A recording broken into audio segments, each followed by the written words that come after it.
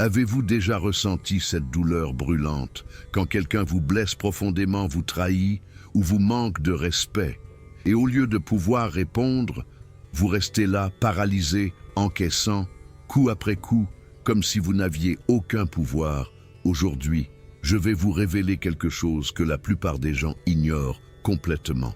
Le silence peut être votre arme la plus dévastatrice quand quelqu'un vous fait du mal. La pire chose que vous puissiez faire n'est pas de crier, de vous venger ou de vous expliquer. Non, la pire chose pour eux, c'est votre silence absolu, votre indifférence totale, votre capacité à continuer comme si leur existence n'avait aucune importance dans votre vie. Les stoïciens l'ont compris. Il y a plus de 2000 ans, Marc-Aurèle Sénèque et Épictète savaient que la vraie force ne réside pas dans la réaction bruyante, mais dans le calme imperturbable. Celui qui vous blesse attend une réaction. Il veut vous voir souffrir, vous débattre, vous justifier. Mais que se passe-t-il?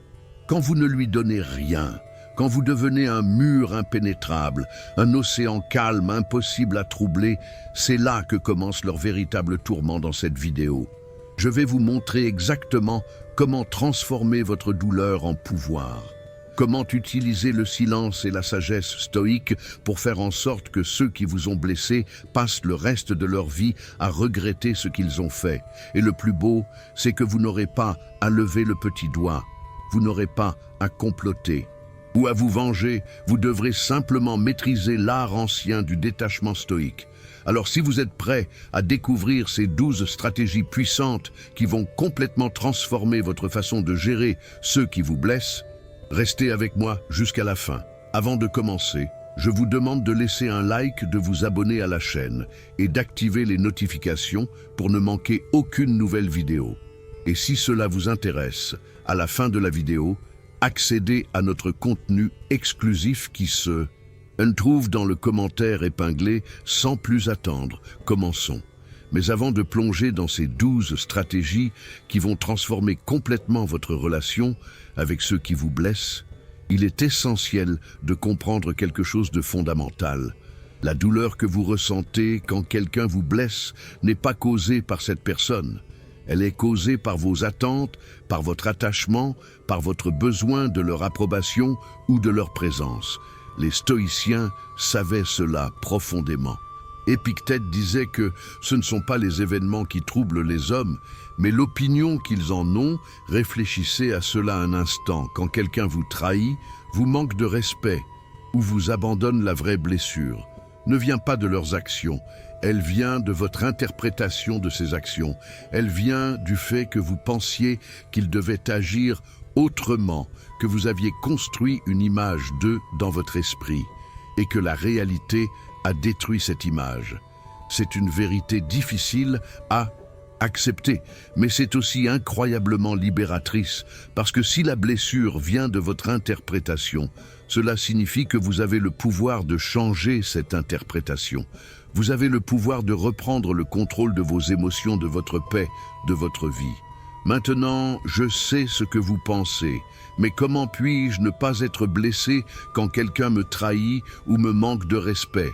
N'est-ce pas une réaction humaine normale? Bien sûr que c'est normal, mais normal ne signifie pas inévitable et certainement pas optimal. Les stratégies que je vais partager avec vous ne sont pas sur la suppression de vos émotions. Elles sont sur la transformation de votre relation avec ces émotions. Elles sont sur le développement d'une force intérieure si puissante que rien de ce que les autres font ne peut vraiment vous atteindre. Et quand vous développez cette force, quelque chose de magique se produit. Les gens qui vous ont blessé commencent à le regretter, non pas parce que vous leur avez fait quoi que ce soit, mais parce qu'ils voient que vous avez continué, que vous êtes devenu plus fort, que leur capacité à vous blesser a complètement disparu. Et cela, mon ami, c'est la vengeance ultime.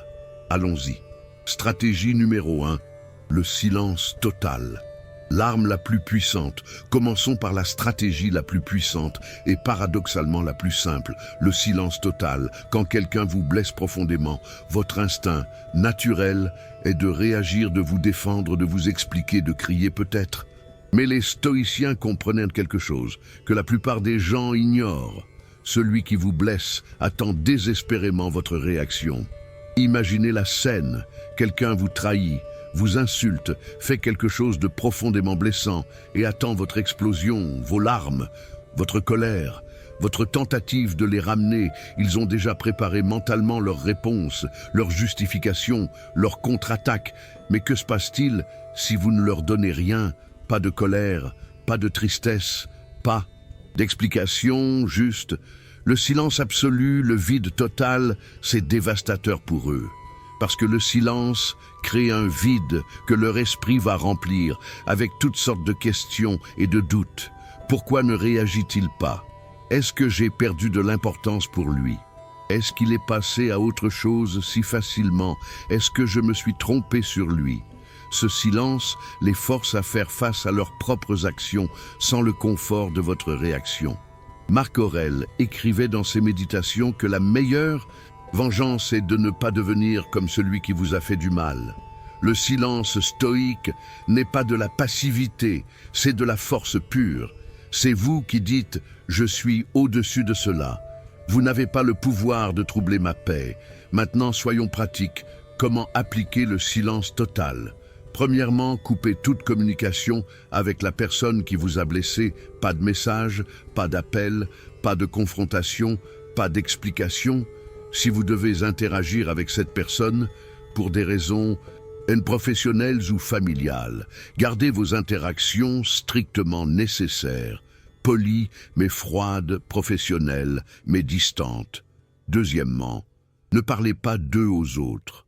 Ne cherchez pas à les discréditer ou à raconter votre histoire à tout le monde. Cela montre qu'ils occupent encore vos pensées le vrai pouvoir. C'est quand vous pouvez parler d'eux avec la même indifférence que vous parleriez de la météo. Troisièmement, et c'est le plus difficile, ne cherchez pas à savoir ce qu'ils font. Ne vérifiez pas leurs réseaux sociaux. Ne demandez pas à des amis communs ce qui se passe dans leur vie. Cette curiosité est un poison qui vous empêche de guérir. Le silence ne fonctionne que s'il est total et absolu. Je vais être honnête avec vous. Les premiers jours seront difficiles. Votre esprit va créer 1000 scénarios où vous pourriez leur dire ce que vous pensez, où vous pourriez leur montrer à quel point ils vous ont blessé. Résistez à cette tentation chaque fois que vous voulez rompre le silence.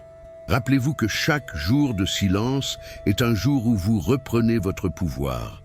Voici ce qui va se passer quand vous maintenez le silence. Au début, ils vont probablement se sentir soulagés. Ils vont penser qu'ils s'en sont tirés facilement, que vous avez juste accepté et être passé à autre chose. Mais après quelques jours, quelques semaines, le doute va commencer à s'installer. Ils vont commencer à se demander pourquoi vous ne réagissez pas. Ils vont peut-être même essayer de provoquer une réaction. En vous contactant, en créant du drame, en faisant des choses pour attirer votre attention. Ne mordez pas à l'hameçon. Maintenez le silence. Maintenant, voici la partie magnifique, avec le temps. Votre silence va devenir assourdissant pour eux. Ils vont réaliser qu'ils ont perdu tout pouvoir sur vous, que vous êtes vraiment passé à autre chose, que leur capacité à vous affecter a complètement disparu. Et c'est là que commence leur véritable regret. Parce qu'ils réalisent qu'ils ont perdu quelqu'un qui ne reviendra jamais, quelqu'un qui est devenu si fort qu'ils sont devenus complètement insignifiants. Sénèque disait que nous souffrons plus dans notre imagination que dans la réalité. En maintenant le silence, vous forcez la personne qui vous a blessé à souffrir dans son imagination, à se demander constamment ce que vous pensez, ce que vous ressentez. Pourquoi vous ne réagissez pas? Et cette souffrance imaginaire est bien pire que n'importe quelle confrontation que vous pourriez avoir. Le silence total n'est pas de la faiblesse, c'est la force ultime. C'est vous qui dites « Je n'ai pas besoin de me battre avec vous parce que vous n'êtes plus dans mon arène, vous n'existez plus dans mon monde. » Et c'est la chose la plus dévastatrice que vous puissiez faire à quelqu'un qui vous a blessé. Stratégie numéro 2. Élevez-vous, transformez votre douleur en croissance. La deuxième stratégie stoïque pour faire regretter ceux qui vous ont blessé est peut-être la plus puissante de toutes. Au lieu de stagner dans la Douleur, au lieu de ruminer sur ce qui s'est passé, utilisez cette énergie pour vous élever, pour devenir une meilleure version de vous-même. Les stoïciens croyaient fermement en ce qu'ils appelaient l'amor fati, l'amour du destin. Cela signifie non seulement accepter ce qui vous arrive, mais l'embrasser activement et l'utiliser comme carburant pour votre croissance. Marc Aurèle disait que l'obstacle devient le chemin, que ce qui vous bloque peut devenir ce qui vous propulse en avant. Pensez-y un instant. Cette personne qui vous a blessé vous a en fait donné un cadeau déguisé en douleur. Ils vous ont montré une faiblesse en vous, une zone où vous étiez trop attaché, trop dépendant, trop vulnérable. Maintenant, vous avez l'opportunité de transformer cette faiblesse en force. Comment faire concrètement? Premièrement, identifier exactement pourquoi cette situation vous a autant blessé. Était-ce parce que vous aviez placé toute votre valeur dans cette relation? Était-ce parce que vous aviez peur d'être seul? Était-ce parce que vous aviez construit votre identité autour de cette personne, quelle que soit la raison? C'est là que vous devez travailler. Deuxièmement, créez un plan d'amélioration personnelle. Si quelqu'un vous a quitté pour quelqu'un d'autre, au lieu de vous morfondre, devenez obsédé par votre croissance. Commencez cette routine d'exercice que vous remettiez à plus tard. Lancez ce projet qui vous passionne. Apprenez cette compétence que vous vouliez acquérir. Transformez votre douleur en motivation. Troisièmement, documentez votre transformation, pas pour les montrer aux autres, mais pour vous-même. Tenez un journal, suivez vos progrès.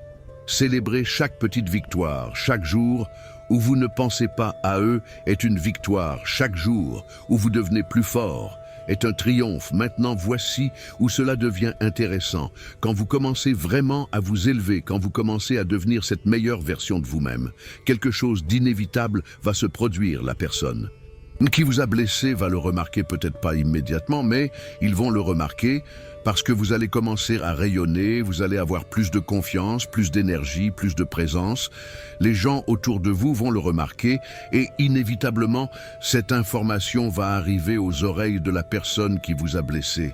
Et quand ils vont voir que non seulement vous avez survécu, mais que vous avez prospéré, que vous êtes devenu encore meilleur sans eux, le regret va les frapper comme au camion. Ils vont réaliser qu'ils ont rejeté quelqu'un qui avait un potentiel incroyable, quelqu'un qui était capable de se transformer et de grandir, quelqu'un qu'ils ne pourront jamais récupérer. J'ai vu cela se produire d'innombrables fois. Quelqu'un se fait larguer, trahir ou abandonner. Au lieu de s'effondrer, ils utilisent cette énergie pour se transformer 6 mois plus tard. Ils sont méconnaissables, plus en forme, meilleurs dans leur carrière, plus heureux, plus entourés, et invariablement la personne qui les a blessés essaie de revenir dans leur vie. Mais c'est trop tard parce que la personne transformée réalise qu'elle n'a plus besoin d'eux, qu'elle a dépassé cette relation, qu'elle est devenue quelqu'un de complètement nouveau. Voici quelque chose de crucial que vous devez comprendre. Cette transformation ne doit pas être faite pour eux, elle doit être faite pour vous. Si vous vous transformez juste pour leur montrer ce qu'ils ont perdu, vous leur donnez encore du pouvoir sur vous, la vraie. Une transformation vient quand vous réalisez que vous faites cela pour vous-même, parce que vous méritez d'être la meilleure version de vous-même, indépendamment de qui vous regarde. Épictète enseignait que nous ne pouvons pas contrôler ce qui nous arrive, mais nous pouvons toujours contrôler comment nous y répondons. Quelqu'un vous a blessé, cela s'est passé, c'est hors de votre contrôle maintenant. Mais votre réponse, votre transformation, votre croissance, cela est entièrement sous votre contrôle. Et c'est là que réside votre véritable pouvoir. Laissez-moi vous donner un exemple concret. Imaginons que quelqu'un vous ait dit que vous n'étiez pas assez bien, que vous n'alliez jamais réussir, que vous étiez médiocre. Au lieu de vous effondrer sous ces mots, utilisez-les comme carburant chaque fois que vous voulez abandonner. Rappelez-vous ces mots et utilisez-les pour aller plus loin. Travaillez plus dur, devenez meilleur.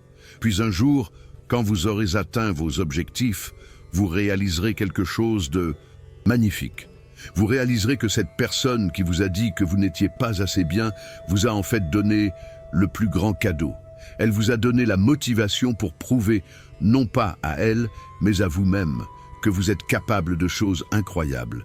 Et quand ce jour viendra, quand ils verront ce que vous êtes devenu, le regret qu'ils ressentiront sera bien plus douloureux que n'importe quoi que vous auriez pu leur dire ou leur faire. La transformation personnelle n'est pas une vengeance, c'est quelque chose de bien plus puissant, c'est une victoire. C'est vous qui dites « Je suis plus grand que cette douleur, je suis plus fort que cette situation et je vais le prouver, non pas à vous, mais à moi-même. » Alors commencez, aujourd'hui, identifiez un domaine de votre vie que vous voulez améliorer et faites-en votre obsession. Transformez cette douleur en croissance, cette blessure en force et regardez comment tout change. Stratégie numéro 3. Le détachement émotionnel, la liberté ultime. La troisième. Stratégie stoïque est peut-être la plus difficile à maîtriser, mais aussi la plus libératrice. Le détachement émotionnel. Maintenant, attention. Le détachement ne signifie pas devenir froid, insensible ou robotique. Cela signifie développer la capacité de ne pas laisser vos émotions vous contrôler, de ne pas permettre aux actions des autres de dicter votre paix intérieure. Marc Aurèle a écrit « Vous avez le pouvoir sur votre esprit, pas sur les événements extérieurs. Réalisez ceci et vous trouverez la force. » Réfléchissez à cela pendant un moment, combien de votre souffrance actuelle vient réellement de ce qui s'est passé et combien vient de votre attachement à comment les choses auraient dû être. Quelqu'un vous a trahi.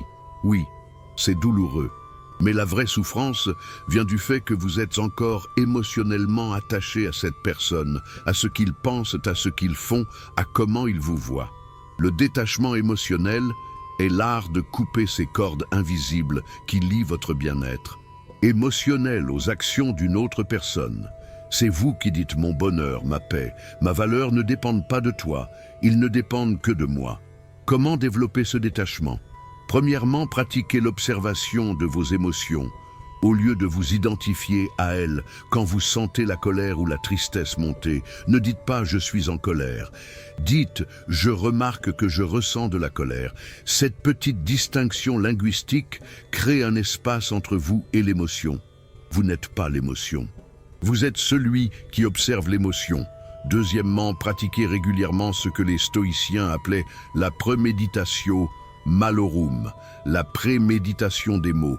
Visualisez le pire scénario possible. Imaginez que cette personne ne regrette jamais, que vous ne receviez jamais d'excuses, que vous ne soyez jamais validé dans votre douleur. Puis demandez-vous, pourrais-je survivre à cela? Pourrais-je être heureux quand vous réalisez que oui, vous pourriez vous libérer du besoin de leur validation? Troisièmement, comprenez profondément que vous ne pouvez pas contrôler les autres, vous ne pouvez pas les forcer à regretter, vous ne pouvez pas les forcer à s'excuser, vous ne pouvez pas les forcer à comprendre la douleur qu'ils ont causée. Tout ce que vous pouvez contrôler, c'est vous-même, vos actions, vos pensées, vos réponses. Maintenant, je sais que cela peut sembler difficile, voire impossible. Comment puis-je me détacher émotionnellement de quelqu'un qui signifiait tout pour moi? La réponse est que vous ne le faites pas du jour au lendemain. C'est un processus graduel, une pratique quotidienne. Voici un exercice puissant que je vous recommande. Chaque fois que vous vous surprenez à penser à la personne qui vous a blessé, à vous demander ce qu'elle fait, si elle regrette, si elle pense à vous, arrêtez-vous. Respirez profondément et redirigez consciemment votre attention vers quelque chose que vous pouvez contrôler. Votre respiration, votre corps, la tâche devant vous. Au début, vous devrez faire cela 10 fois par jour, puis progressivement cela deviendra plus facile. Avec le temps, vous remarquerez quelque chose de remarquable. Vous remarquerez que vous pensez de moins en moins à cette personne, que leur pouvoir sur vos émotions diminue progressivement, jusqu'à ce qu'un jour vous réalisiez que vous n'avez pas pensé à eux depuis des jours, peut-être des semaines. C'est à ce moment que vous saurez que vous avez maîtrisé le détachement émotionnel. Épictète enseignait que certaines choses sont sous notre contrôle et d'autres ne le sont pas sous notre contrôle, sont nos opinions, nos motivations, nos désirs, nos aversions, en un mot, tout ce qui est notre propre action. Pas sous notre contrôle, sont notre corps, notre propriété, notre réputation, notre position, en un mot, Tout ce qui n'est pas notre propre action, quand vous intériorisez vraiment cette distinction, vous devenez invincible parce que vous réalisez que personne ne peut vraiment vous blesser sans votre permission. Voici la vérité profonde que les stoïciens comprenaient. Le détachement émotionnel ne signifie pas que vous n'aimez pas ou ne vous souciez pas. Cela signifie que votre amour et votre attention ne viennent pas d'un lieu de besoin, mais d'un lieu de force. Vous pouvez vous soucier de quelqu'un sans avoir besoin d'eux pour être heureux. Vous pouvez aimer quelqu'un sans permettre à cet amour de vous détruire quand ils partent. Et voici où cela devient vraiment intéressant. Quand vous développez ce détachement émotionnel, quand vous devenez vraiment indépendant émotionnellement, quelque chose de paradoxal se produit. Les gens sont naturellement attirés par vous parce que vous dégagez une force, une stabilité, une paix qui est magnétique. La personne qui vous a blessé va le remarquer. Ils vont voir que vous n'avez plus besoin d'eux, que vous êtes complet sans eux. Et c'est à ce moment que le regret va vraiment s'installer, parce qu'ils vont réaliser qu'ils ont perdu quelqu'un qui était capable d'amour sans attachement toxique, de se soucier sans égodépendance, quelqu'un qui était vraiment libre. Le détachement émotionnel ne consiste pas à construire des murs autour de votre cœur. Il s'agit de construire une forteresse intérieure si forte que rien de l'extérieur ne peut la secouer. Il s'agit de devenir comme un chêne ancien profondément enraciné qui peut affronter n'importe quelle tempête sans être déraciné. Alors commencez aujourd'hui. Pratiquez l'observation de vos émotions. Pratiquez la redirection de vos pensées. Pratiquez le lâcher-prise de ce que vous ne pouvez pas contrôler et regardez comment progressivement vous devenez inébranlable. Stratégie numéro 4. La discipline du non-contact, la barrière invisible. La quatrième stratégie stoïque est intimement liée au silence, mais va encore plus loin. Il s'agit de la discipline absolue du non-contact. C'est votre barrière invisible, votre frontière sacrée que la personne qui vous a blessé ne peut plus franchir. Beaucoup de gens confondent le non-contact avec une punition, avec une façon de faire mal à l'autre personne, mais ce n'est pas ça du tout. Le non-contact est un acte d'amour propre. C'est vous qui dites « je me respecte trop » pour permettre à quelqu'un qui m'a blessé de continuer à avoir accès à ma vie, à mon énergie, à mes émotions. Sénèque écrivait que nous devons nous retirer en nous-mêmes autant que possible et éviter le contact avec ceux dont la compagnie pourrait corrompre nos principes dans le contexte moderne. Cela signifie créer une distance physique, émotionnelle et digitale avec ceux qui vous ont blessé. Voici comment appliquer la discipline du non-contact de manière stoïque. Premièrement, bloquez tous les moyens de communication. Oui, tous, téléphone, email, réseaux sociaux.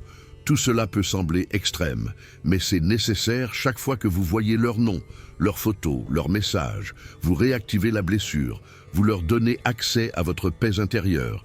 Coupez tous les ponts. Deuxièmement, évitez les lieux où vous pourriez les croiser, si vous fréquentiez le même café, changez de café. Si vous alliez au même gym, trouvez-en un nouveau. Oui, c'est inconfortable. Oui, ça demande des efforts.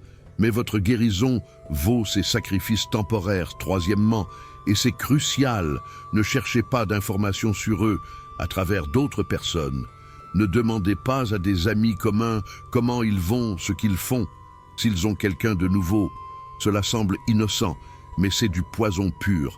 Chaque information que vous recevez sur eux est une connexion que vous maintenez, une corde qui les relie encore à vous. Quatrièmement, si vous avez des objets qui leur appartiennent ou qui vous rappellent, eux, rendez-les ou débarrassez-vous-en. Votre espace physique doit être un sanctuaire libre de leur présence. Chaque objet que vous gardez est un ancrage émotionnel qui vous empêche de vraiment avancer. Maintenant, je sais ce que certains d'entre vous pensent, mais qu'en est-il si nous avons des enfants ensemble, si nous travaillons ensemble, si nous faisons partie de la même famille? Évidemment, dans ces cas, le non-contact total n'est pas possible. Mais vous pouvez pratiquer ce que j'appelle le contact gris. Vous interagissez uniquement quand c'est absolument nécessaire. Vos communications sont brèves, factuelles, sans émotion. Vous ne partagez rien de personnel. Vous ne posez pas de questions personnelles. Vous êtes poli mais distant, comme si vous parliez à un collègue que vous connaissez à peine. La discipline du non-contact est difficile. Surtout au début, votre cerveau va vous jouer des tours, il va créer des excuses pour rompre le contact, peut-être qu'ils ont changé, peut-être que je devrais leur donner une autre chance, peut-être que j'ai été trop dur, peut-être qu'une petite conversation ne ferait pas de mal. Résister à ces pensées, ce sont des rationalisations que votre esprit crée parce qu'il a peur du changement. Voici ce qui va se passer quand vous maintenez strictement le non-contact. Les premiers jours seront les plus difficiles. Vous allez vérifier compulsivement votre téléphone, espérant un message. Vous allez penser constamment à eux, vous demandant s'ils pensent à vous. C'est normal, votre cerveau est en train de se sevrer d'une dépendance. Après une semaine ou deux, quelque chose va commencer à changer. Vous allez commencer à respirer plus facilement. Vous allez avoir des moments, même brefs, où vous ne pensez pas à eux. Après un mois, vous allez remarquer que vous dormez mieux, que vous avez plus d'énergie, que vous recommencez à apprécier les petites choses de la vie. Après 3 mois, vous allez réaliser que vous avez passé une journée entière sans penser à eux. Et vous allez être surpris par combien cette pensée ne vous fait plus mal. Et après 6 mois, 1 an, quand vous entendrez leur nom par hasard, vous allez ressentir de l'indifférence, pas de la colère, pas de la tristesse, pas de nostalgie, juste l'indifférence totale comme si vous entendiez le nom d'un étranger. C'est là que vous saurez que vous avez gagné, que vous êtes libre. Marc.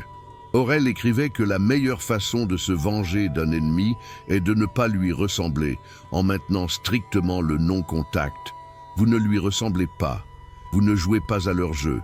Vous ne participez pas à leur drame, vous vous élevez au-dessus de tout cela. Maintenant, voici quelque chose de puissant. Quand vous maintenez vraiment le non-contact, quand vous devenez un mur impénétrable, la personne qui vous a blessé va très probablement essayer de vous contacter, peut-être pas immédiatement. Mais à un moment donné, ils vont essayer. Ils vont envoyer un message, apparemment innocent. Comment vas-tu? Ou je pensais à toi, ou je suis désolé, ou même ils vont créer du drame ou une urgence pour vous forcer à réagir. Ne mordez pas à l'hameçon. Chaque fois que vous répondez, vous réinitialisez le compteur. Vous leur donnez le message qu'avec assez de persévérance, ils peuvent encore accéder à vous. La seule façon de gagner, vraiment, est de maintenir le silence absolu. Voici la vérité profonde que vous devez comprendre chaque fois qu'ils essaient de vous contacter et que vous ne répondez pas, vous gagnez chaque tentative. Ignorer est une victoire. Chaque message non lu est un clou dans le cercueil de leur pouvoir sur vous. Et avec le temps, ils vont comprendre que vous êtes vraiment parti, que vous n'êtes plus disponible, que leur capacité à vous atteindre a complètement disparu. La discipline du non-contact n'est pas cruelle, ce n'est pas mesquin. C'est de l'amour-propre pur. C'est vous qui protégez votre énergie, votre paix, votre guérison. C'est vous qui dites « Je m'aime trop pour permettre à quelqu'un qui m'a blessé de continuer à avoir accès à ma vie. » Alors engagez-vous. Aujourd'hui, bloquez, supprimez, coupez tous les ponts et ne regardez jamais en arrière. Votre futur, moi, vous remerciera. Stratégie numéro 5, cultivez l'indifférence. Le coup final. Nous arrivons maintenant à la 5e stratégie stoïque. Peut-être la plus dévastatrice de toutes pour celui qui vous a blessé. Cultivez l'indifférence véritable. Maintenant, comprenez-moi bien. L'indifférence n'est pas quelque chose que vous pouvez feindre. Vous ne pouvez pas prétendre être indifférent tout en bouillonnant de rage à l'intérieur. L'indifférence authentique est un état d'esprit que vous développez progressivement où la personne qui vous a autrefois blessé devient littéralement insignifiante dans votre univers. Marc Aurèle méditait souvent sur le concept de l'impermanence. Comment tout passe, comment les empereurs d'autrefois sont maintenant oubliés, comment les grandes civilisations sont devenues poussière. Il utilisait cette perspective pour relativiser ses propres problèmes et les actions de ceux qui lui voulaient du mal. Si des empereurs entiers sont oubliés, comment une personne qui vous a blessé pourrait-elle avoir une importance durable dans le grand schéma de votre vie? Voici comment cultiver cette indifférence stoïque. Premièrement, pratiquez régulièrement la visualisation de la perspective. Imaginez votre vie dans 5 ans. Dans 10 ans, dans 20 ans, depuis cette perspective future, est-ce que cette personne aura encore de l'importance? Est-ce que cette blessure sera encore significative? Probablement pas. Cette personne sera probablement un vague souvenir, une note de bas de page dans l'histoire de votre vie. Deuxièmement, reconnaissez la nature éphémère de toutes les relations. Les stoïciens pratiquaient quelque chose appelé memento mori, se souvenir de la mort. Non pas de manière morbide, mais comme un rappel que tout est temporaire. Cette personne que vous pensez importante aujourd'hui ne sera plus dans votre vie demain, ou dans 10 ans, ou certainement pas dans 100 ans. Tout passe, tout s'efface. Pourquoi donner un pouvoir permanent à quelque chose de temporaire? Troisièmement, comprenez que leur opinion de vous est en réalité leur opinion d'eux-mêmes. Épictète enseignait que quand quelqu'un vous insulte ou vous blesse, il ne révèle rien sur vous, mais tout sur lui-même. Ses actions, ses mots reflètent ses propres blessures, ses propres insécurités, ses propres peurs. Quand vous réalisez vraiment cela, leur capacité à vous blesser disparaît parce que vous voyez leurs attaques pour ce qu'elles sont, vraiment, les projections d'une personne blessée. Quatrièmement, développer ce que les bouddhistes appellent l'équanimité et ce que les stoïciens appellent l'ataraxie, une tranquillité d'esprit imperturbable. Cela vient de la pratique quotidienne, de la méditation, de la réflexion, de l'examen de vos pensées et de la redirection consciente de votre attention vers ce qui compte vraiment maintenant. Laissez-moi être clair sur quelque chose d'important. L'indifférence authentique ne signifie pas que vous devenez une personne froide et insensible. Cela ne signifie pas que vous cessez de vous soucier de tout ou de tout le monde. Cela signifie que vous développez la capacité de distinguer entre ce qui mérite vraiment votre énergie émotionnelle et ce qui ne le mérite pas. Cette personne qui vous a blessé, qui vous a trahi, ne mérite plus votre énergie. Votre indifférence envers elle libère cette énergie pour que vous puissiez l'investir dans des personnes et des poursuites qui enrichissent réellement votre vie. Voici comment vous saurez que vous avez atteint la véritable indifférence.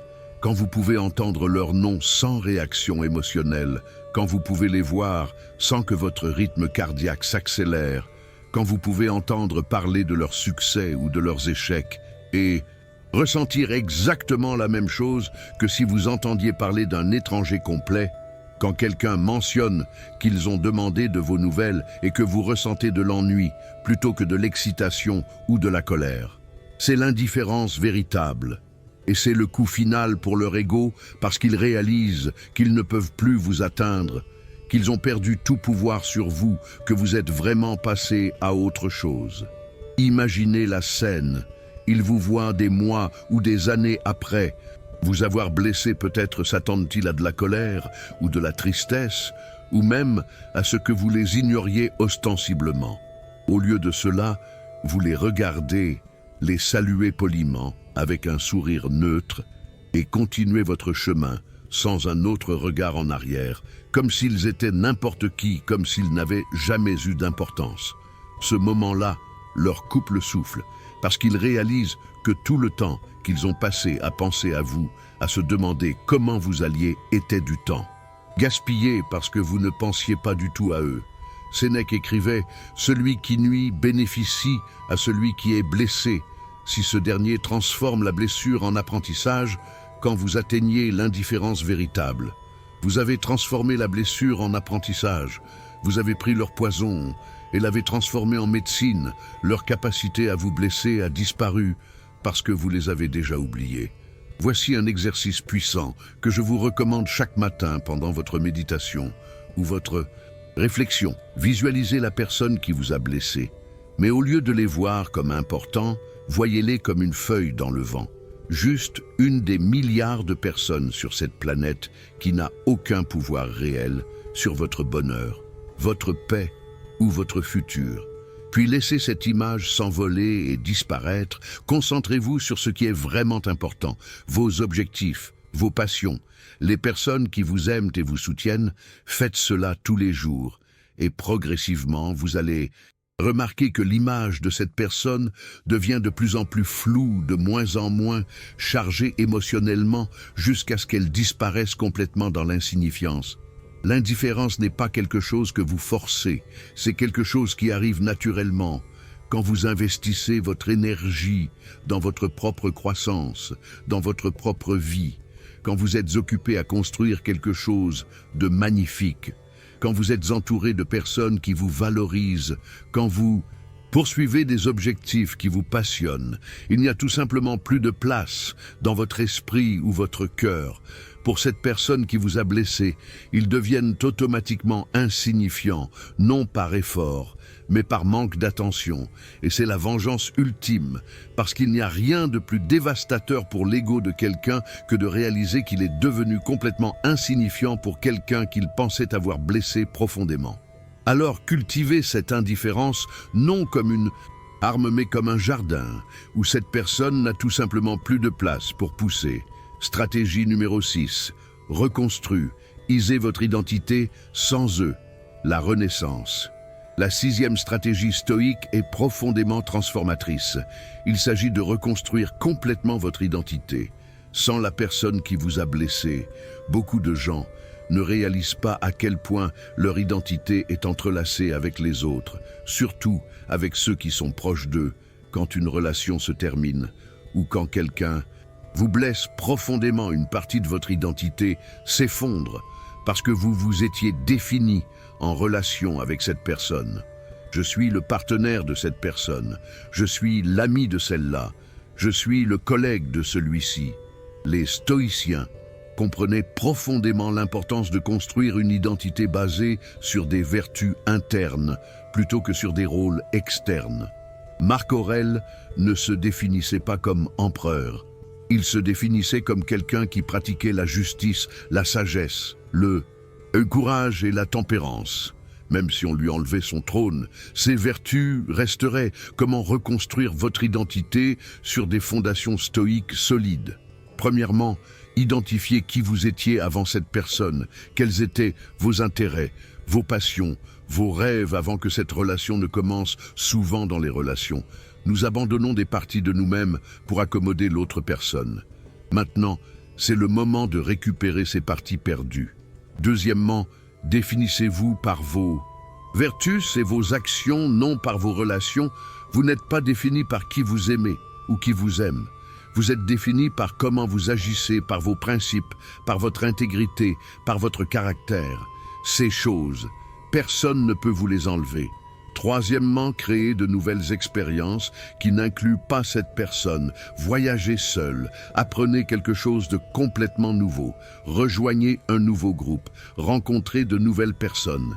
Chaque nouvelle expérience que vous créez sans eux est un clou dans le cercueil de l'ancienne version de vous qui était liée à eux. Quatrièmement, écrivez votre propre histoire. Les stoïciens étaient de grands pratiquants du journalisme. Marc Aurèle a écrit ses méditations comme un dialogue avec lui-même. Écrivez votre propre histoire. Racontez-vous qui vous êtes maintenant, qui vous voulez devenir. Cette personne qui vous a blessé n'est qu'un chapitre fermé de votre livre, pas toute l'histoire. Cinquièmement, pratiquez ce que les psychologues appellent l'autocompassion et ce que les stoïciens appellent la bienveillance envers soi-même. Soyez patient avec vous-même. Pendant cette reconstruction, vous allez avoir des jours où vous vous sentez perdu, où l'ancienne identité vous manque. C'est normal, soyez aussi gentil avec vous-même que vous le seriez avec un bon ami qui traverse une période difficile. Voici ce qui va se passer quand vous commencez vraiment à reconstruire votre identité sans eux. Au début, vous allez vous sentir déstabilisé, comme si vous ne saviez plus qui vous êtes. C'est inconfortable. Mais c'est aussi une opportunité incroyable. C'est une page blanche où vous pouvez écrire n'importe quoi, où vous pouvez devenir n'importe qui. Avec le temps, vous allez commencer à découvrir des parties de vous-même que vous aviez oubliées ou que vous n'aviez jamais connues. Vous allez découvrir de nouvelles passions, de nouvelles forces, de nouveaux aspects de votre personnalité. Vous allez commencer à vous surprendre vous-même. Et un jour, vous allez vous réveillez et réalisez quelque chose de profond. Vous allez réaliser que vous aimez cette nouvelle version de vous-même. peut-être même plus que l'ancienne. Vous allez réaliser que cette personne qui vous a blessé vous a en fait donné un cadeau inattendu, l'opportunité de vous réinventer, de devenir quelqu'un de meilleur, de plus fort, de plus authentique. Et quand ce jour viendra, quand vous aurez complètement reconstruit votre identité sur des fondations solides indépendantes de qui que ce soit, d'autres vous deviendrez invincible, parce que personne ne pourra plus vous enlever qui vous êtes. Épictète, qui était esclave avant de devenir philosophe, comprenait profondément ce principe. On lui a enlevé sa liberté physique, mais personne ne pouvait lui enlever son esprit. Sa philosophie, son caractère. Il s'était construit une identité qui ne dépendait pas de circonstances externes. Et c'est pourquoi ses enseignements ont survécu plus de 2000 ans, alors que les noms de ses maîtres sont oubliés. Voici la vérité puissante quand vous reconstruisez votre identité sans la personne qui vous a blessé, quand vous devenez complet en vous-même. Cette personne va le remarquer et elle va regretter profondément, pas parce que vous essayez de leur faire regretter, mais parce qu'ils vont voir quelqu'un qui n'a plus besoin d'eux, quelqu'un qui est devenu entier sans eux, quelqu'un qu'ils ont perdu pour toujours. Ils vont réaliser qu'ils n'ont pas juste perdu vous, l'ancienne version. Ils ont perdu la chance de connaître cette nouvelle version incroyable, quelqu'un de plus fort, de plus intéressant, de plus accompli, quelqu'un qui maintenant est hors de leur portée. Pour toujours, la reconstruction de votre identité n'est pas quelque chose que vous faites pour eux, c'est quelque chose que vous faites pour vous. Mais l'effet secondaire inévitable est qu'ils vont le voir et ils vont regretter. Alors qui voulez-vous être sans eux? Qui est cette version de vous qui ne dépend de personne, qui est définie par ses propres vertus, ses propres actions, ses propres choix? Commencez à devenir cette personne aujourd'hui. Stratégie numéro 7. Le succès. La meilleure vengeance. Nous arrivons maintenant à la 7e stratégie stoïque 1, que j'aime particulièrement parce qu'elle transforme complètement votre énergie. Le succès comme la meilleure vengeance. Mais attention, quand je parle de succès, je ne parle pas seulement de réussite matérielle ou professionnelle. Je parle de succès dans tous les domaines de votre vie. Bonheur, épanouissement, relations saines, croissance personnelle, paix intérieure. Frank Sinatra disait « Le meilleur revenge, c'est le succès massif ». Et bien qu'il ne soit pas stoïcien, il avait capturé une vérité profonde. Rien ne fait plus regretter quelqu'un que de voir que vous prospérez sans eux.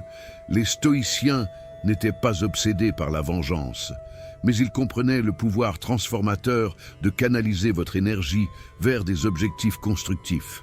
Sénèque, qui était extrêmement riche et influent, ne cherchait pas le succès pour impressionner les autres. Il le cherchait comme expression de sa vertu, comme une façon de contribuer au monde. Mais l'effet secondaire était que ses ennemis le regardaient avec envie et regret. Comment utiliser le succès comme arme stoïque?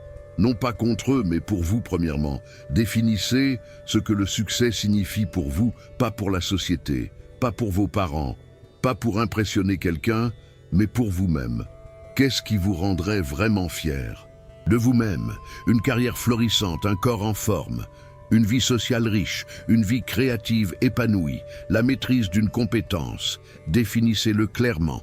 Deuxièmement, créez un plan actionnable. Divisez vos grands objectifs en petites actions quotidiennes. Les stoïciens étaient très pragmatiques. Ils ne croyaient pas juste en penser positivement. Ils croyaient en agir de manière cohérente. Chaque jour, faites quelque chose, même quelque chose de petit, qui vous rapproche de votre version du succès. Troisièmement, documentez votre progression non pour montrer aux autres, mais pour vous motiver. Prenez des photos, suivez vos progrès, célébrez chaque victoire. Quand vous regardez en arrière et voyez à quel point vous avez progressé depuis que cette personne vous a blessé, vous réalisez votre propre pouvoir. Quatrièmement, utilisez le doute comme carburant. Chaque fois que vous doutez de vous-même, chaque fois que vous voulez abandonner, rappelez-vous cette personne qui ne croyait pas en vous, qui vous a rejeté, qui a dit que vous n'étiez pas assez bien. Utilisez ce souvenir non comme une blessure, mais comme du carburant pour aller plus loin. Cinquièmement, célébrez vos succès publiquement. Maintenant, cela peut sembler contraire à l'humilité stoïque. Mais écoutez-moi, il ne s'agit pas de se vanter, il s'agit de ne pas cacher votre lumière. Partagez vos victoires sur les réseaux sociaux, célébrez vos accomplissements. Vivez votre meilleure vie de manière visible, non pour leur frotter au visage, mais parce que vous méritez de célébrer vos succès. Et si par hasard ils le voient, tant mieux. Voici ce qui va se passer quand vous commencez vraiment à réussir au début. Peut-être qu'ils ne remarqueront pas, ou peut-être qu'ils minimiseront vos efforts. Mais progressivement, à mesure que vous continuez à monter, à mesure que votre vie devient manifestement meilleure, ils vont le remarquer, peut-être qu'ils verront une photo de vous sur les réseaux sociaux, rayonnant de bonheur. Peut-être qu'ils entendront parler de votre promotion, de votre nouveau partenaire, de votre incroyable voyage, de votre nouveau hobby, de vos nouveaux amis. Et chaque fois qu'ils entendront parler de votre succès, ce sera comme un couteau dans leur ego, parce qu'ils se rappelleront qu'ils vous ont rejeté, qu'ils vous ont blessé, qu'ils ont pensé que vous ne valiez rien. Et maintenant, ils voient que non seulement vous valez quelque chose, mais vous prospérez d'une manière qu'ils n'avaient jamais imaginée. J'ai vu cela se produire d'innombrables fois. Quelqu'un se fait larguer, la personne qui les a quittés pense qu'elle a fait une mise à niveau, qu'elle a trouvé mieux. Mais 6 mois, 1 an plus tard, elle voit son ex absolument transformer sa vie, nouveau corps, nouvelle carrière, nouvelles aventures, nouveau partenaire qui est clairement meilleur, nouvelle énergie, et le regret la frappe comme un train, parce qu'elle réalise qu'elle a rejeté quelqu'un qui avait un potentiel incroyable, quelqu'un qui n'avait juste pas encore éclos. Marc Aurèle écrivait que la meilleure façon de se venger est de ne pas devenir comme votre ennemi. Votre ennemi vous a blessé probablement parce qu'ils étaient blessés eux-mêmes, jaloux, insécures.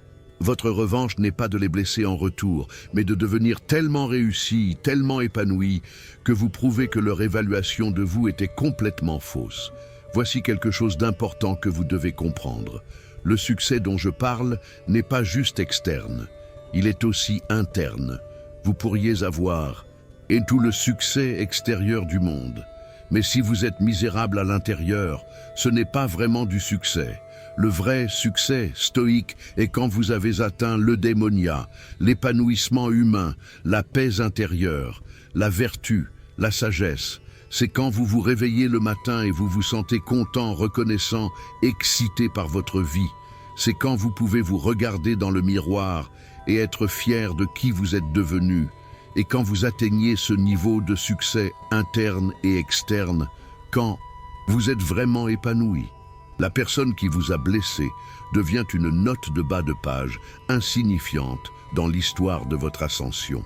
Vous pourriez même un jour les remercier mentalement, parce que sans cette blessure, vous n'auriez peut-être jamais été motivé à devenir cette version incroyable de vous-même.